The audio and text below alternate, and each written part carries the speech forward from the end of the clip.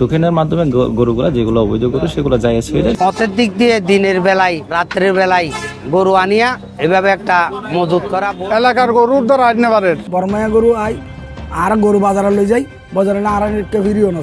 Myanmar গরুগুলা এর আগের দিন রাত্রে এসে পুরা বাজার দখল করে ফেলে। সকাল দুপুর সন্ধ্যা কিংবা রাত ঈদগাঁও বাজারে অবাধে ঢুকছে মিয়ানমারের অবৈধ গরুর চোরাচালান। তবে বেশিরভাগ সময় রাত হলেই ঈদগাঁও বাজারে বানের জলের মতো প্রবেশ করে চোরাই পথে আসা মিয়ানমারের অসংখ্য গরু। আর এসব গরু বৈধ করতে ব্যবহার করা হয় ঈদগাঁও বাজারের ইজারার হাসিলের রসিদ। ঈদগাঁও বাজার যেন সরকারের কোটি টাকা রাজস্ব ফাঁকি দিয়ে আনা মিয়ানমারের চোরাই গরু বৈধকরণের অন্যতম মাধ্যম।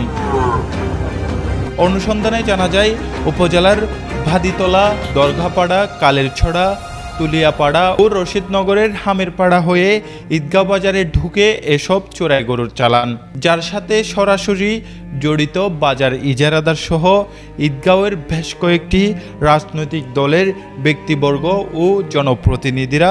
এমনই বলছেন স্থানীয়রা। আর বছরটা গরু হালি গরু সুড্ডা হাতি করে লই যাইলে আর ফেং করে চলি গো, তাই আর তো রোজগার করি গরিব মানে অসহায় মানে কষ্ট করে চলি। আর বরমায়া গরু আই আর গরু বাজারে লই যাই, বাজারে আর ফিরিও না। গরু যাতে বরমায়া গুণ আর গরু ফেরখানা করে আর এতো ফেরখান নিলে আর এতো রাতিয়া বড় গুলি ধরে চুরলি যার গই।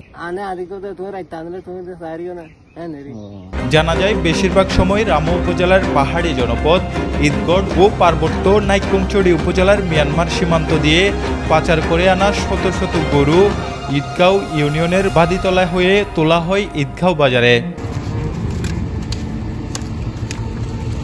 বাদিয়াতলার বসবাসরত স্থানীয়রা বলছেন, রাতে অবৈধ পথে আসা এই সমস্ত গরু ঈদগাঁও বাজারের অভিমুখে নিয়ে যাওয়ার সময় স্থানীয়দেরও গরু লুট করে নিয়ে যাচ্ছে পাচারকারীরা। শুধু তাই নয়, মিয়ানমারের এই চোরা গরুর কারণে একদিকে যেমন রাজস্ব হারাচ্ছে সরকার, তেমনি অন্যদিকে পশুর ন্যায্য মূল্য থেকেও বঞ্চিত হচ্ছে দেশীয় খামারিরা।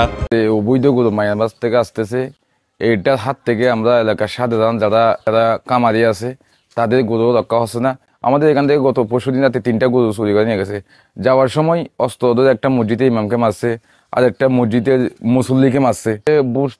সকালে 5টার সময় ওই লাইনে প্রায় 100-র উপরে গরু ছিল। এই অবৈধ চোরাচালান গরু আমাদের সামনে বড় থেকে আমরা বন্ধ চাই। মায়ানমার গরুগুলা এর আগের দিন রাত্রে এসে পুরা বাজার দখল করে ফেলে। আমরা যারা গরু বিক্রি করতে যাই আমাদের এলাকার থেকে, বিভিন্ন এলাকা থেকে গিয়ে থেকে যারা আছে তারা গরু বেচার জন্য জায়গা পায় না। এবছর অতীতের সব রেকর্ড ছাড়িয়ে ঈদগাঁও বাজারে ডাক হয়েছে 7 কোটি টাকায়। সচেতন মহল বলছেন, মিয়ানমার থেকে অবৈধভাবে নিয়ে আসা গরুর কারণে এই বাজারের ইজারা মূল্য আজ আকাশচুম্বী। টোকেনের মাধ্যমে গরুগুলা যেগুলো অবৈধ গরু সেগুলো জায়েজ হয়ে যায়। জায়েজ হওয়ার পর তারপরে এখান থেকে ঈদগাহ থেকে বিভিন্ন কক্সবাজার জেলায় কি হয় আপনার পাচার করে দেওয়া হয়। আমরা তো অবশ্যই মনে করছি যে স্থানীয় প্রশাসনের অবশ্যই সম্পৃক্ততা রয়েছে। কারণ হচ্ছে যে এই যে আমাদের নাকের ডগায় কিন্তু আপনার উপজেলা প্রশাসন কিংবা ওই যে হচ্ছে যে আপনার থানা প্রশাসন, তো আমরা মনে করছি যে তাদের যথেষ্ট পরিমাণ কি রয়েছে, গাফিলতি রয়েছে। মূলত প্রশাসনের ইশারা ছাড়া তো কোনো কিছু হবে না। এটা কোনো না কোনো ভাবেই ওদের সাথে একটা লিঙ্ক আছে, নইলে এভাবে গরু ডাইরেক্ট পথের দিক দিয়ে দিনের বেলায় রাত্রের বেলায় গরু আনিয়া এভাবে একটা মজুত করা বহুত বেশি টপ ব্যবহার। গরু নাইবার ফলে এটা মারামারির সমস্যা, মনে করো একজন লোকজন মন খারাপ হওয়ার, এটা মুরার ভিতর মারামারি হওয়ার, এলাকার গরু চুরি হওয়ার ইনের ব্যাপারে। কিন্তু ফাতর তো গরু এবার ফতে এলাকার গরুর তো রাজ নেবারের আর প্রশাসনের হস্তক্ষেপ করে দিয়ান।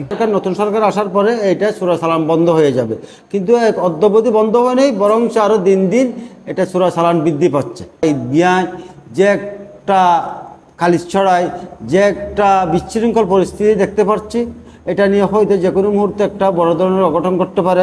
এছাড়া গরু চোরা চালানকে কেন্দ্র করে এর আগেও ঈদগাঁওতে স্থানীয়দের সাথে চোরা কারবারিদের একাধিকবার সংঘর্ষ হলেও আজ অবধি এ বিষয়ে কোনো হস্তক্ষেপ করতে দেখা যায়নি ঈদগাঁও থানা পুলিশকে। তবে ঈদগাঁও থানার ভারপ্রাপ্ত কর্মকর্তা মশিউর রহমান জানান, কোরবানির বাজারকে কেন্দ্র করে বিশেষ ফোর্স থাকবে। এছাড়া ঈদগাঁওতে অবৈধ গরু ঢোকার কোনো রুট নেই বলেও দাবি করেন তিনি। ঈদগাতে গরু পাচারের কোনো রুট নাই। কোরবান উপলক্ষে আমাদের বিশেষ ফোর্স থাকবে, উপজেলা প্রশাসনের সাথে সমন্বয় করে আমাদের বিশেষ ফোর্স থাকবে। এই বিষয়ে চরম আপত্তি প্রকাশ করে কক্সবাজার জেলা দায়রা ও জজ আদালতের অ্যাডভোকেট মোবারক হোসেন সাইদ জানান, 1974 সালের বিশেষ ক্ষমতা আইনে 25-এর খ ধারা অনুযায়ী চোরাচালানের শাস্তি যাবজ্জীবন কারাদণ্ড কিংবা 14 বছরের সশ্রম কারাদণ্ড হতে পারে।